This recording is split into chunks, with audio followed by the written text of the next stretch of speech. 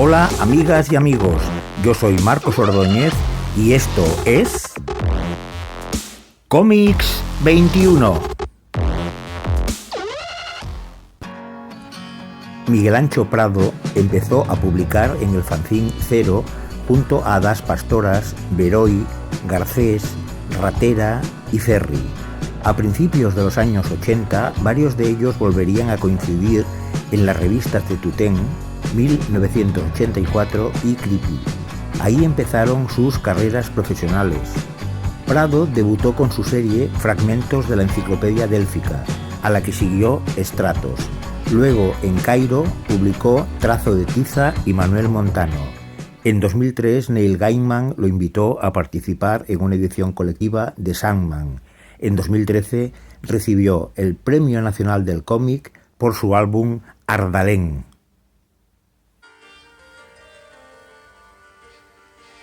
Prado también se ha dedicado a la ilustración y a la animación. En 2006, tras varios años de trabajo, se estrenó su largometraje animado De Profundis.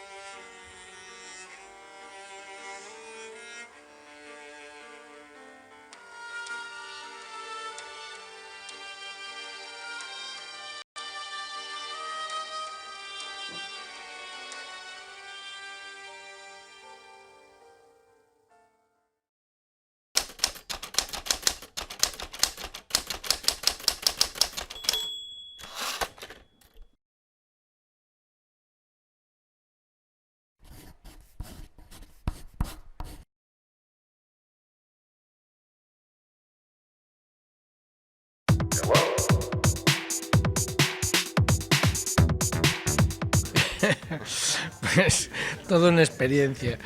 Uno porque éramos novatos, era la primera relación que teníamos con el mundo profesional, no como toda la gente que ya estaba en Tutén, que estaban muy curtidos, uno de trabajar profesionalmente y dos de trabajar con él, con lo cual se conocían desde hacía mucho. Y la relación con él siempre tuvo algo de paternal, es decir, en concreto con quien yo tenía más relación en aquellos tiempos, que era con Das Pastoras, y bueno, íbamos muchas veces juntos por la editorial y nos veíamos con algunos de los que andaban por allí, y Tutén pues nos veía un poco, pues eso, como los pupilos, ¿no? Nos echaba la mano por el hombro y nos daba consejos de lo que deberíamos y no deberíamos hacer. Y mi relación con él, ese nivel profesional, pues fue siempre de claroscuros. Él fue siempre muy generoso en halagos respecto de mi trabajo, y lo dejó por escrito y lo decía, que lo que le gustaba, lo que yo hacía y lo bueno que creía que yo era, y el shock que se había llevado cuando abrió por primera vez una carpeta mía y vio tal. Pero después no nos entendíamos bien a nivel ya de estrictamente editorial. Yo creo que Tutén tenía un gran olfato, tenía intuición, pero no llegó a conectar, digamos, anímicamente con nosotros. Entonces intentaba que acabásemos haciendo lo que hacían los autores que a él le deslumbraban, que eran básicamente los americanos y tal, y claro, nosotros pretendíamos hacer otras cosas.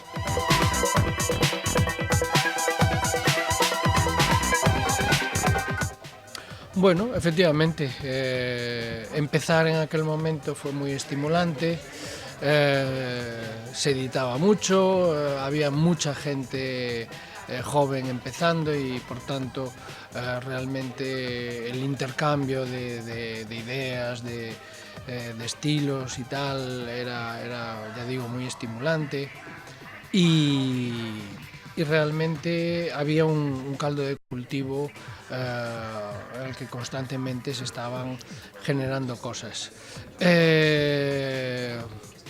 Bueno, tuvimos la suerte de, en esas circunstancias, poder editar de manera continuada, algunas veces, bueno, falsamente profesionalizados, porque hubo mucha gente que o no cobraba o cobraba muy poco, o bueno, hubo muchas aventuras, ¿no?, en aquellos tiempos.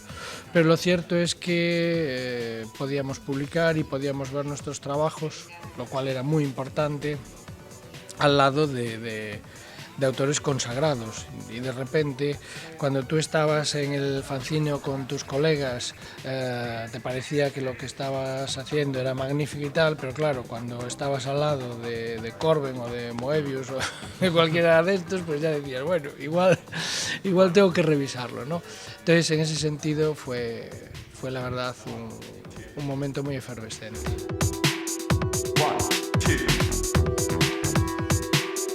Tutén realmente amaba el medio, le apasionaba, y le apasionaba la relación que tenía con los autores con los que había formado aquel núcleo duro, ¿no?, de relación, que era ya difícil distinguir dónde acababa lo personal y dónde empezaba lo profesional. Yo, cuando hice la enciclopedia délfica con él, bueno, exceptuando el asunto de la temática, que estaba claro que tenía que ser una narración de ciencia ficción, el resto jamás se metió en lo que yo hacía, ni en los guiones, ni en nada.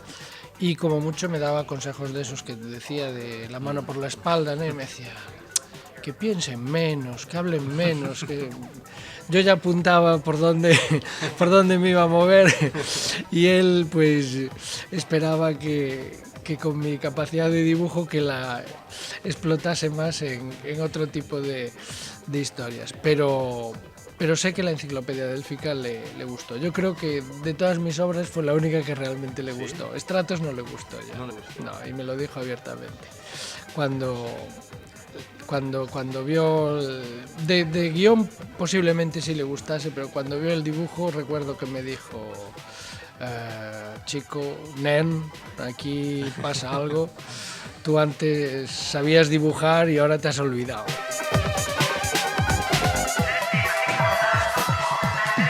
¿Qué te voy a decir? Pues nada, que en aquellos años era nadar contra corriente.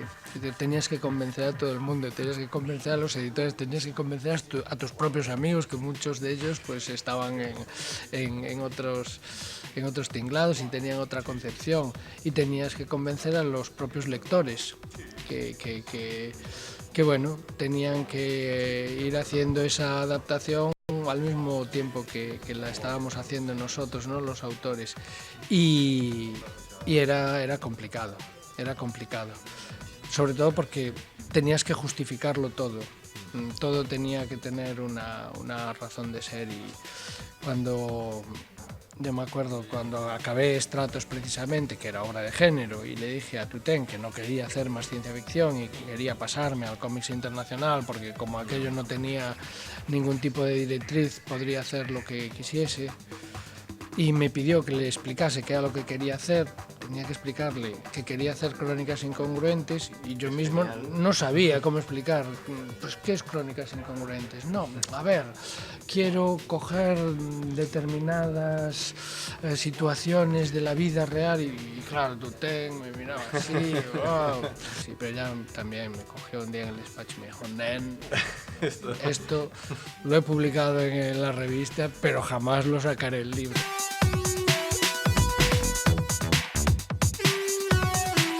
Yo en realidad, a ver, entre comillas, yo nunca trabajé para el mercado francés, es decir, en ese sentido me he mantenido haciendo siempre el trabajo de la misma manera. Yo hacía un libro el editor español, primero Tutén, después Martínez en Norma, lo veía, si lo quería lo publicaba, si no, no. El libro se publicaba, mientras hubo revistas, serializado primero en revistas, y pues bueno, con un cierto lapso de tiempo se empezaba a publicar en otros países. El primero que se intentaba, por supuesto, siempre era Francia, ¿no?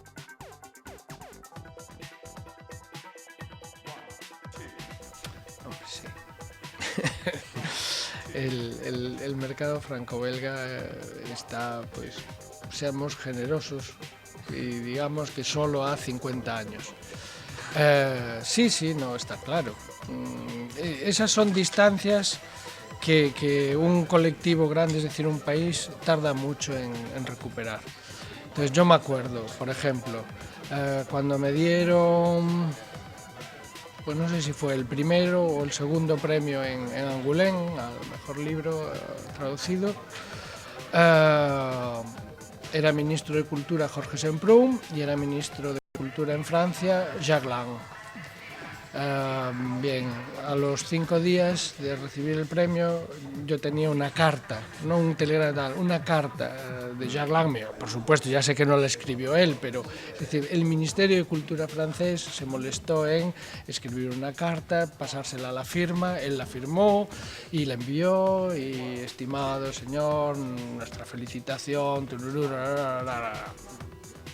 Semprún, que estaba invitado como ministro de Cultura porque España era país invitado aquel año en Angoulême, excusó la asistencia a la ceremonia de entrega de premios y tal porque tenía una reunión urgente con Felipe González, ¿no? El ministro de Cultura, en un fin de semana, una reunión urgente. Te daba una idea, Semprún era un inculto, ¿no? Por Dios, pero eso era un poco el termómetro de cómo se valoraba.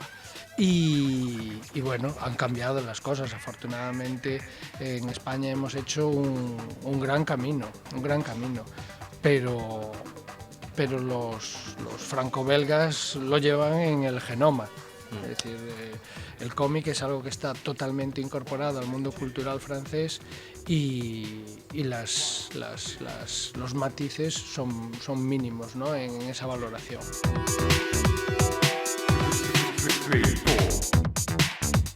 No, el recuerdo es realmente cálido, es decir, ni siquiera cuando dejé la editorial tuve ningún tipo de sensaciones amargas ni nada. Bueno, siempre le agradecí, le agradeceré que me hubiese dado la oportunidad de hacer mis primeros libros, de haberlo hecho con aquella fe absoluta, porque la verdad es que fue así, ¿no?, sin condicionantes, y además, bueno, valorando que desde su perspectiva él lo que estaba intentando era, pues bueno, aprovechar mejor, ¿no?, mis supuestos talentos.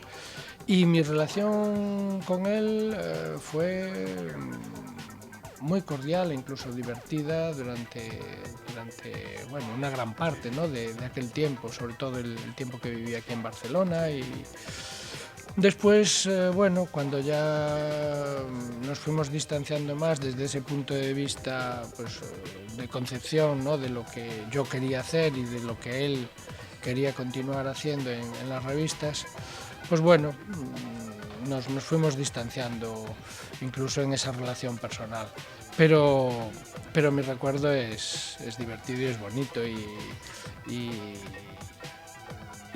es parecido al que se puede tener, pues, de uno de esos profes un poco cascarrabias y con el cual has tenido algunos dimes y diretes, pero que al final cuando lo ves así en la distancia, el recuerdo es cálido, ¿no? Y sobre todo, en mi caso, pues ya digo, haber podido hacer 3 libros, ¿no?, como fue el caso, ¿no?, y además eso, sin ninguna cortapisa, fue mi oportunidad, ¿no?, de entrar en el mundo del cómic.